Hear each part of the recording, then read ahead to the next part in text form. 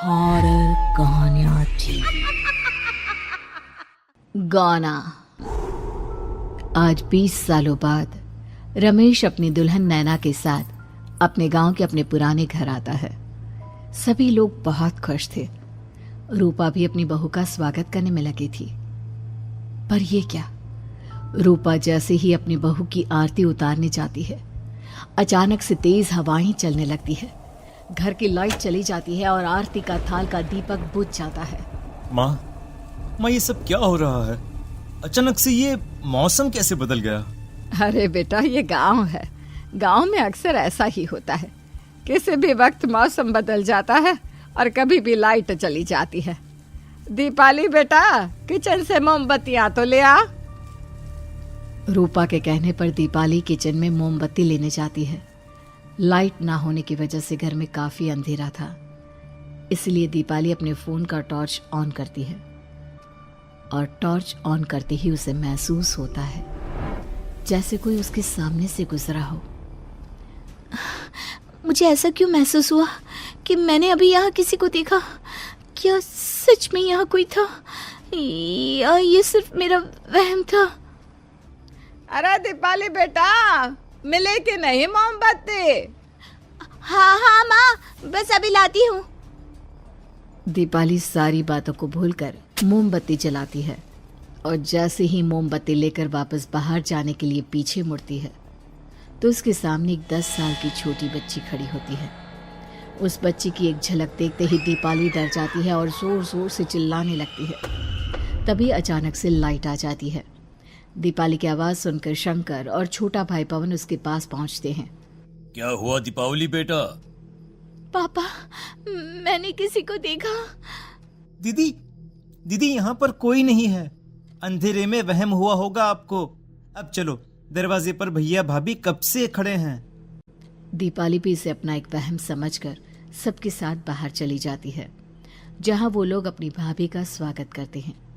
नैना अपने पैरों से कलश को गिराकर थाल में पैर रखती है और घर के अंदर जाती है। सब घर के अंदर चले जाते हैं। भाभी, मैं आपकी ननद नहीं, आपकी छोटी बहन और फ्रेंड की तरह हूँ। इसलिए कभी भी आपको ये लगे कि भैया आपको सता रहे हैं तो आप उनकी शिकायत मुझसे कर देना। भाभी भैया की शिकायत करे या ना करे, पर मुझसे और माँ से तेरी शिकायत जरूर करेगी।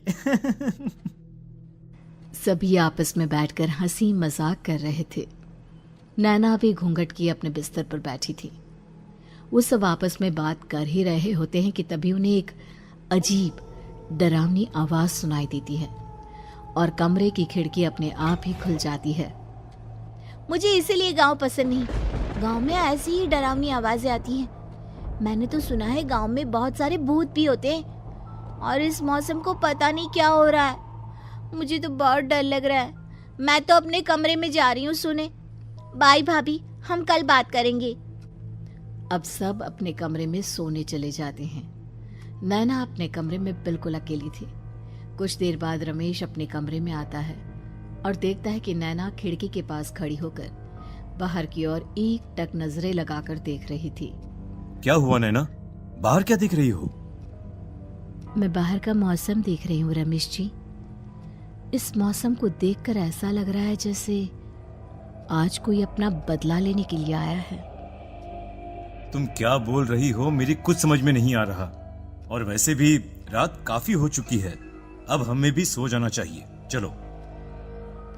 इतना बोलकर रमेश सोने के लिए बिस्तर पर लेट जाता है, पर नैना अब भी खिड़की के पास ही खड़ी होती है। रमेश के सो जाने के बाद नैना अपनी सास के कमरे में जाती है और अपनी सास के पास बैठकर रोने लगती है, जिसे सुन सास की नींद खुल जाती है।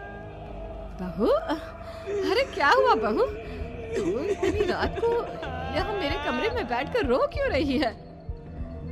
मम्मी जी, आपने मुझे क्यों नहीं अपनाया? आपको पता है, आपकी वजह से मुझे और मेरे परिवार वालों को गांव वालों के कितने ताने सुनने पड़े। तू मेरी बहू नहीं है? कौन है तू? मम्मी जी, मैं आप ही की बहू हूँ। आपने मुझे अब भी नहीं पहचाना? इतना बोलते ही नैना की आंखें लाल हो जाती हैं। वो जोर जोर से हंसने लगती है। मौसम का रुख बदल जाता है। कमरे की खिड़कियां और दरवाजे अपने आप ही खुलने और बंद होने लगते हैं। देखते ही देखते नैना हवा में उड़ने लगती है और वो अपनी आंखों के इशारे से अपनी सांस को भी हवा में लटका देती है। तेरी वजह से मुझे और मेरे घर वालों को ताने सुनने पड़े। तूने जो पाप किया है, तुझे उस पाप की सजा मिलेगी और अब तेरी इस गलती की सजा तेरा पूरा परिवार भुगतेगा। इस तरह से नैना बड़ी ही बेरहमी से अपनी सास को मार डालती है और आराम से अपने कमरे में जाकर सो जाती है। अगली सुबह जब घर वालों को कमरे में रूपा की लाश मिलती है तो उन लोगों के पैरों तले जमीन खिसक जाती है। कल तक माँ बिल्कुल ठीक थी, फिर अचानक ऐसा क्या हुआ रात को कि माँ हम सबको छोड़कर चली गई। सारी गलती मेरी है। बेटे की शादी की खुशी में मैं ही रात को घर वापस नहीं आया और चला गया अपने गांव के दोस्तों से मिलने। अगर रात को मैं अपनी रूपा के साथ होता तो शायद आज वो हमें छोड़कर न जाती। घर में शोक का माहौल पसर गया था, पर नैना को इस बात से कोई फर्क नहीं पड़ रहा था और ये बात कहीं ना कहीं पवन को भी समझ में आ रही थी। अब ऐसे ही कुछ दिन बीतते हैं और 1 महीने के अंदर ही अंदर शंकर की भी मौत हो जाती है। पहले माँ छोड़कर चली गई और अब पिताजी। क्या हो गया है हमारे घर को? पता नहीं किसकी नजर लग गई है। भैया ये घर सही नहीं है। हम जब से इस घर में आए हैं कुछ न कुछ बुरा ही हो रहा है। हमें यहाँ से वापस शहर चले जाना चाहिए। जहाँ रमेश, दीपाली और पवन का रो रो कर बुरा हाल था, वहीं नैना अपने कमरे में बैठी आराम से मेकअप कर रही थी। दीदी मुझे तुमसे कुछ बात करनी है। मुझे लगता है कि इन सब के पीछे भाभी का हाथ है। पवन तू ये सब क्या कह रहा है? तू होश में तो है ना? अगर भैया भाभी ने तेरी ये बकवास बात सुन ली तो उनके दिल पर क्या गुजरेगी? तू भाभी पर इतना बड़ा इल्जाम कैसे लगा सकता है? दीदी आप खुद ही देख लो ना। हम जब से इस घर में आए हैं सब कुछ बदल गया है। शादी से पहले नैना भाभी ऐसी बिल्कुल नहीं थी, पर अब वो किसी से बात नहीं करती। ज्यादातर अकेले अपने कमरे में ही रहती है और कभी उनसे बात करो भी तो न जाने कैसी अजीबोगरीब तरह की बातें करने लगती हैं। तू पागल हो गया है। आप समझती क्यों नहीं है दीदी? देखो ना, हमारे घर में मौत का सिलसिला शुरू हो गया है, पर भाभी को कोई फर्क नहीं पड़ रहा।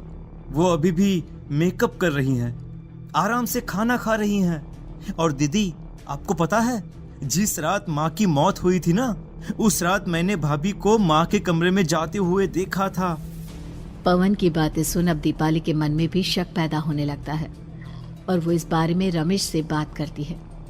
रात को सब साथ में बैठकर खाना खा रहे थे, तभी कौन हो तुम और तुम ये सब क्यों कर रही हो? क्यों सबकी जान ले रही हो? रमेश जी, ये आप क्या कह रहे हैं? मैं भला मम्मी जी पापा जी की जान क्यों लूंगी? मैंने कब कहा कि तुमने माँ पापा की जान ली? नैना, तुम तो मेरी पत्नी हो, तुम थोड़ी किसी को मारोगी। नैना, तुम नैना ही हो ना? रमेश की ये बात सुनते ही नैना खाना छोड़कर गुस्से में सबको देखने लगती है। नैना की गुस्से भरी आंख को देखकर तीनों भाई बहन डर जाते हैं। तभी नैना जोर जोर से हंसने लगती है। मैं तो हूँ आपकी पत्नी गौरी। गौरी का नाम सुनते ही रमेश के होश उड़ जाते हैं। आखिर कौन है ये गौरी? क्या है इस घर और घर वालों का राज?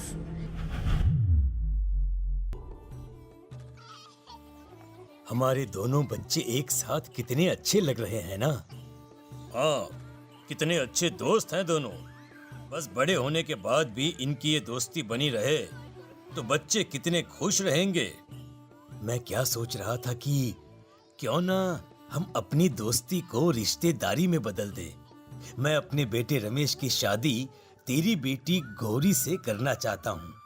इस तरह हमारे बच्चे भी हमेशा साथ रहेंगे और हमारी दोस्ती भी रिश्तेदारी में बदल जाएगी। शंकर की इस बात से उसके दोस्त को बहुत अच्छा लगता है और वो अपनी बेटी की शादी रमेश से करवाने के लिए तैयार हो जाता है। बहुत जल्द दोनों परिवार मिलकर बचपन में ही रमेश और गौरी की शादी करा देते हैं।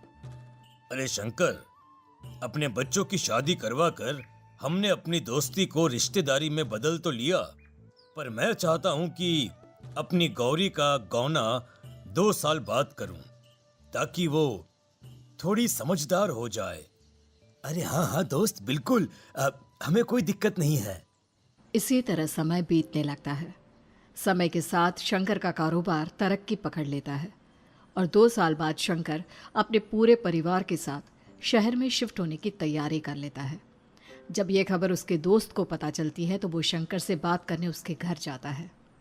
शंकर, 2 साल पूरे हो चुके हैं और अब तू शहर भी जाने वाला है। मैं सोच रहा था कि तेरे शहर जाने से पहले गौरी का गौना कर दूं, ताकि तू अपनी बहू को अपने साथ लेकर जा सके। ये तू कैसी बातें कर रहा है? रिश्तेदारी बराबरी वालों से होती है, और वैसे भी अब मेरा बेटा या मेरा परिवार कोई भी इस रिश्ते को नहीं मानता। ये तू कैसी बातें कर रहा है दोस्त?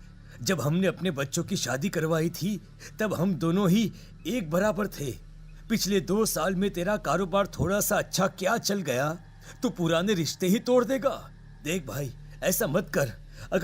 अगर तूने मेरी बेटी को अपनी बहू के रूप में नहीं अपनाया तो कोई भी मेरी बच्ची से शादी नहीं करेगा। अरे उसकी जिंदगी बर्बाद हो जाएगी। यार देख, वैसे भी बाल विवाह तो कानून मान्यता नहीं देता, फिर मैं कैसे दे दूं? तू अपनी बेटी के बड़े होने पर उसकी शादी किसी दूसरे लड़के से करवा देना।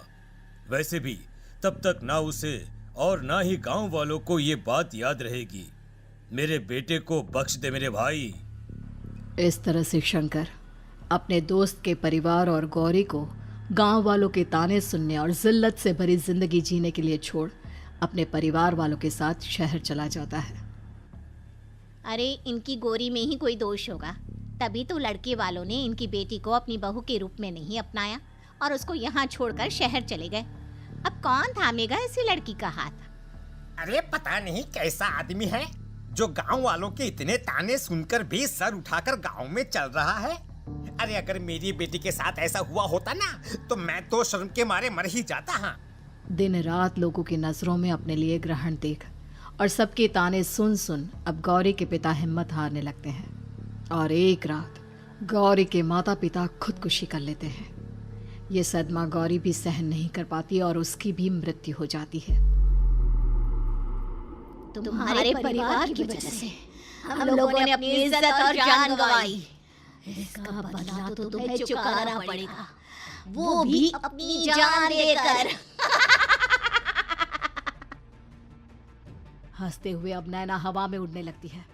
नैना अब पूरी तरह से बदल चुकी थी। गौरी की आत्मा उसके शरीर पर हावी हो चुकी थी। उसकी आंखें सफेद, पैर उल्टे, चेहरा काला और बाल बिखर गए थे। अब गौरी अपनी शैतानी शक्तियों से घर के हर कोने को अपने काबू में कर लेती है और सीधी दीवार पर जाकर चिपक जाती है। मुझे अपना बदला चाहिए। बदला लूंगी मैं तुम सबको खत्म कर दूंगी। गौरी इतनी तेज चिल्ला रही होती है कि उसकी आवाज से घर के सारे कांच टूट जाते हैं। सामान इधर उधर गिरने लगता है और ये सब देखकर तीनों भाई बहन के होश उड़ जाते हैं।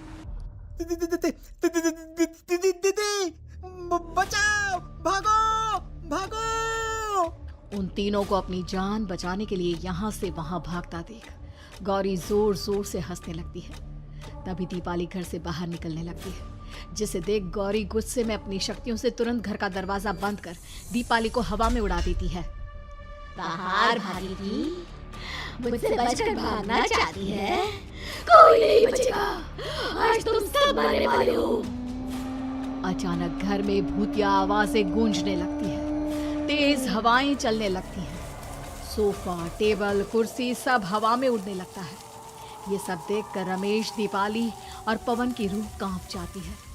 घर में ये सब होते हुए और अपनी बहन को हवा में उड़ते हुए देख रमेश और पवन को भी समझ में नहीं आ रहा था कि वो क्या करे, कैसे अपनी जान बचाए। इतने में गौरी अपनी आंखें दीपाली की तरफ करती है और अपनी शैतानी शक्तियों से उसका गला दबाने लगती है। भागने का बहुत शौक है ना, अब मैं तुझे इस दुनिया से ही भगा दूंगी। इतना बोलकर गौरी दीपाली को उठाकर फेंक देती है और दीपाली दीवार से टकराकर नीचे गिर जाती है। दीपाली के पूरे शरीर में चोट के निशान होते हैं और वो उठ भी नहीं पाती। दोनों भाई भागते हुए अपनी बहन के पास जाते हैं। ये तो बस शुरुआत है, मैं तुम तीनों को तड़पा मारूंगी। अरे अरे, पर हमने क्या किया है? हम तीनों भाई बहन तो निर्दोष हैं। गलती तो हमारे माता पिता ने की थी और उन्हें तुम पहले ही मार चुकी हो, फिर हमारे पीछे क्यों पड़ी हो? पवन के इतना बोलते ही गौरी एक हवा के झोंके की तरह उसके पास आती है और उसका गला पकड़कर उसे हवा में उठा देती है और रमेश को गुस्से भरी नजरों से देखती है।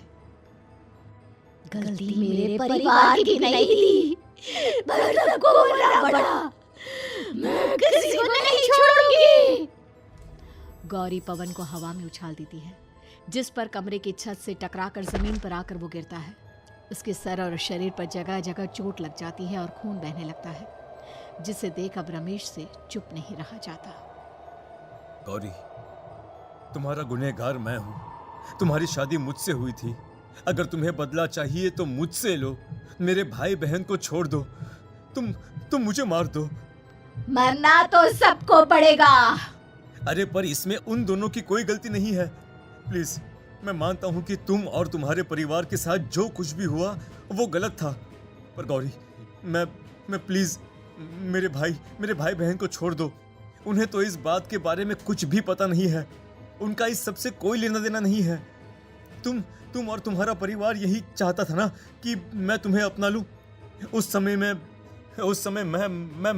बच्चा था, मेरे पास इतनी समझ नहीं थी, पर आज मैं तुम्हें तुम्हारे इसी रूप में अपनाता हूं। मेरे साथ जो करना है कर लो, बस मेरे भाई बहन की जान बख्श दो उनकी जान। रमेश की ये बात सुनकर गौरी का गुस्सा थोड़ा शांत होता है। ठीक है, मैं तुम्हारे भाई बहन को नहीं मारूंगी, पर तुम्हें मरना होगा और तुम्हारी आत्मा को मेरे साथ शादी करनी होगी। मुझे मंजूर है। अब रमेश गौरी के साथ छत पर जाता है और छत से नीचे को जाता है। रमेश के मरते ही गौरी उसकी आत्मा को अपने साथ ले जाती है और इस तरह से रमेश खुद मरकर अपने भाई बहन को बचा लेता है।